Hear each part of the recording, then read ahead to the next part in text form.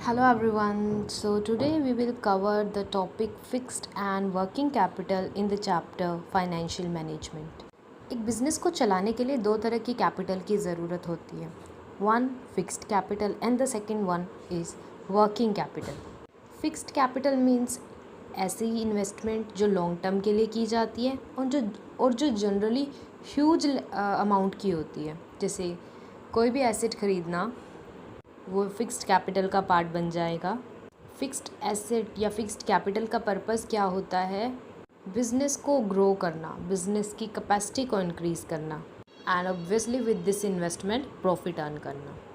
और second working capital business में day to day expenses को मीट करने के लिए चाहिए होती है. बिजनेस में डेली एक्सपेंसेस होते हैं, उन एक्सपेंसेस को पे करने के लिए, जैसे कि थोड़े टाइम बाद क्रेडिटर्स को भी पे करना होता है, स्टॉक भी परचेज़ करना होता है, travelling expense, stationery expense, printing expense, बहुत तरह के एक्सपेंसेस भी पे करने होते हैं. तो इन एक्सपेंसेस के लिए जो अमाउंट चाहिए होता है उसे हम वर्किंग कैपिटल कहते हैं. तो चलो आज इन डिटेल हम फिक्स्ड कैपिटल के बारे में पढ़ते हैं. Fixed capital. It refers to that capital which is used for the purchase of fixed asset. वो कैपिटल जो फिक्स्ड एसेट खरीदने के लिए यूज़ की जाती है, like land, building, machinery, furniture. And ये एसेट्स लॉन्ग रन में इनकम को अर्न करने में हेल्प करते हैं. With the help of fixed asset any company any organisation do earn profit. जैसे फिक्स्ड एसेट का रूल होता था ना, याद होगा +1 में किया था कि जो ऐसी एसेट्स जो 1 साल से ज़्यादा के लिए बिजनेस में लाई जाती है, इन एसेट्स को खरीदने का पर्पज़ ये नहीं होता कि इनको बेचना है, बल्कि इनका यूज़ करना है और प्रॉफिट अर्न करना है, बिज़नेस को ग्रो करना है. एक बिज़नेस को कितनी फिक्स्ड कैपिटल चाहिए या कितनी फिक्स्ड एसेट चाहिए, ये डिपेंड करता है बिज़नेस पर, और बिज़नेस की सक्सेस डिपेंड करती है फिक्स्ड एसेट पर. But the correct uses of fixed capital or the correct amount of fixed capital a business should use depends on various factors. And let's read about those factors. First factor is nature of business. Business generally दो type के होते हैं, या तो manufacturing हो गई या trading. Trading में गुड्स सेल करना और सर्विसेज प्रोवाइड करना दोनों आ जाती हैं. अगर बिज़नेस मैन्युफैक्चरिंग है तो मशीन्स चाहिए होंगी, फैक्ट्री के लिए प्लेस चाहिए होगा, लैंड चाहिए होगी, बिल्डिंग चाहिए होगी, प्लांट हो सकता है रिक्वायरमेंट हो. तो ऐसे केस में फिक्स्ड कैपिटल की रिक्वायरमेंट ज़्यादा होती है. But on the contrary if we talk about trading business, जहाँ पर फिनिश गुड्स को बेचा और ख़रीदा जाता है, वहाँ पर फिक्स्ड कैपिटल की रिक्वायरमेंट कंपैरेटिवली कम होती है. कंपेयर टू मैन्युफैक्चरिंग बिजनेस कम होती है. Second is scale of operation. Scale मतलब किस लेवल तक बिज़नेस जो है अपना वर्क करता है.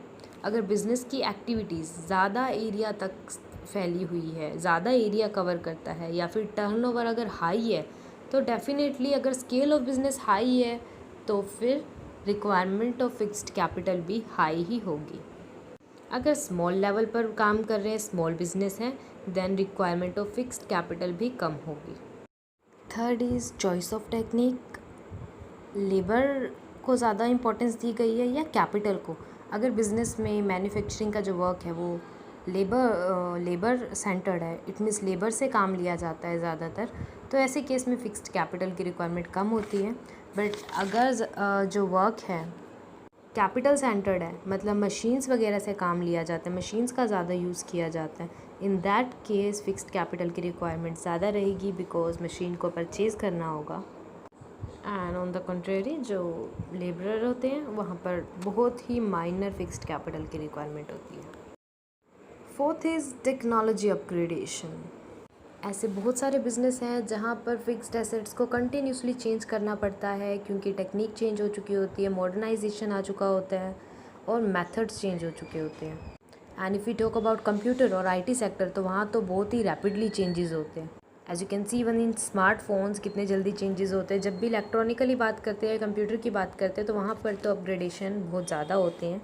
To meet that requirement it is essential to buy, to purchase new techniques, new methods, new machines, which definitely need fixed capital. So such organization जहाँ पर इन्हें बहुत जल्दी चेंज करना पड़ता है, एसेट्स को मॉडर्नाइजेशन चाहिए होती है, वहाँ वैसी कंपनीज़ को, वैसे बिज़नेस को ज़्यादा फिक्स्ड कैपिटल की रिक्वायरमेंट रहती है. Growth prospectus.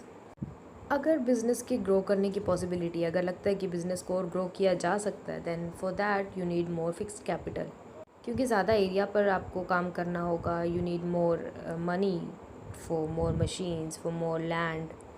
But if organization do not have much opportunity of growth, such organization do not need much fixed capital. Sixth is diversification. जब बिजनेस अपने प्रोडक्ट्स के अलावा कोई एक और प्रोडक्ट लाइन स्टार्ट करना चाहता है, this is what we call diversification. यानी कि जो बिज़नेस ऑलरेडी मैन्युफैक्चर कर रहा है प्रोडक्ट, वो तो है, इसके अलावा कोई और लाइन भी चूज़ करना चाहते हैं. एंड डेफिनेटली डाइवर्सिफिकेशन में ज़्यादा कैपिटल की ज़रूरत होती है, क्योंकि आपको लैंड, बिल्डिंग, मशीनरी, सभी फिक्स्ड एसेट्स की रिक्वायरमेंट बढ़ जाती है. And definitely it result into additional fixed capital. Seventh is financing alternatives. Business के पास एक और ऑप्शन होता है जिसे हम लीजिंग कहते हैं. इसमें क्या होता है कि बिज़नेस किसी दूसरे पर्सन की एसेट को एक्वायर कर लेता है, ओनर बन जाता है for a specific time period. यानी वो उसका ओनर बन जाएगा कुछ सालों के लिए और उसे यूज़ कर सकता है. एंड देन आप जैसे ही कॉन्ट्रैक्ट पूरा हो जाएगा, वो उस एसेट को रिटर्न कर देगा. As you can see in the tool kit 17, leasing. Leasing is a sort of contract under which the owner of a property gives the right to some other person to use his property in return of a definite consideration which is called lease rental.